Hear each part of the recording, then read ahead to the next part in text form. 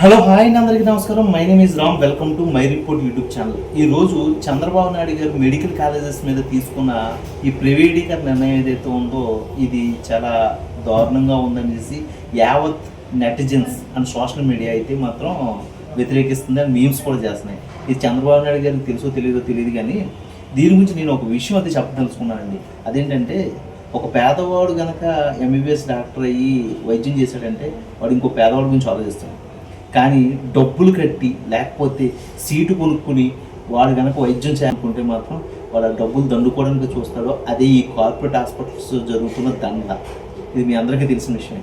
ఈరోజు ఆ దండను ఆపడానికి కూడా మన గవర్నమెంట్స్కి రూల్స్ అండ్ రెగ్యులేషన్స్ లేవంటే ఇది హాస్యాస్పదం. ఎందుకంటే ఒక ఎంఆర్ఐ స్కాన్ కానీ ఒక మెడికల్ రిపోర్ట్ కానీ ఏదైనా తీసుకోవాలనుకుంటే వాళ్ళు నిర్ణయించిన రేట్లకి మన ప్రజలు తీసుకోవాల్సి వస్తుంది. అలాగే మీరు ఆరోగ్యశ్రీలు కానీ లేకపోతే ఇప్పుడు ఎన్టీఆర్ ఆరోగ్య పథకం కానీ ఏదైనా ఉంటే దానికి కూడా మీరు ఎంతంత పే చేసి చేస్తున్నారు.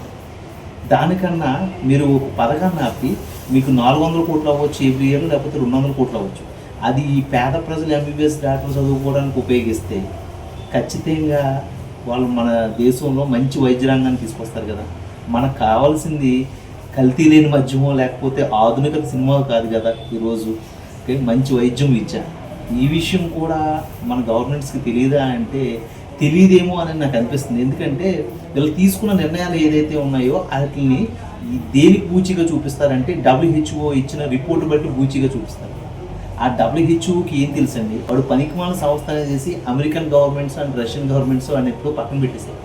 కానీ మన దేశం వాడిని నమ్ముకునే ముందుకెళ్తుందంట. ఇది అవివేకం అండి.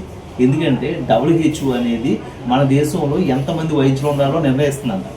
ఓకే, దాంట్లో మనకి 150 కోట్ల మంది జనాభా ఉంటే 20 లక్షల మంది వైద్య నిపుణులు ఉన్నారంట. దాంట్లో వాడు ఎలా క్యాల్కులేషన్ చేశాడో నాకు తెలియదు, కానీ నా క్యాల్కులేషన్ ఒకటి చెప్తానండి. క్యాన్సర్ పేషెంట్లు మొత్తం నా దేశంలో 2025కి 14 లక్షల మంది ఉంటే మొత్తం యావత్ ఇండియాలో అంకాలజిస్ట్ డాక్టర్స్ 5,000 మంది ఉన్నారు. అంటే నా రాష్ట్రంలో ఒక 2 లక్షల మంది పేషెంట్స్ ఉంటే 400 నుంచి 500 మంది మాత్రం ఉన్నారు. ఇంతకన్నా వివేకం ఉందండి. అలా చూస్తే కార్డియాలజీ, నెఫ్రాలజీ ఇంకా చెప్పుకుంటూ పోతే ఇంకా అది బుల్షిట్ అని అనాలి. అటువంటి WHO రిపోర్ట్ని బట్టిన ఆధారంగా చేసుకుని నా ఇండియన్ గవర్నమెంట్, స్టేట్ గవర్నమెంట్స్ వైద్య రంగంలోనూ లేకపోతే వైద్య వ్యవస్థలో ముందుకెళ్తున్నారంటే ఇది వాళ్ళ నిర్ణయానికి వదిలేస్తాను. దీని మీద మన ఇండియన్ గవర్నమెంట్స్ కానీ స్టేట్ గవర్నమెంట్స్ ఎటువంటి సంకేతం అందజేస్తారో చూడాలి మరి.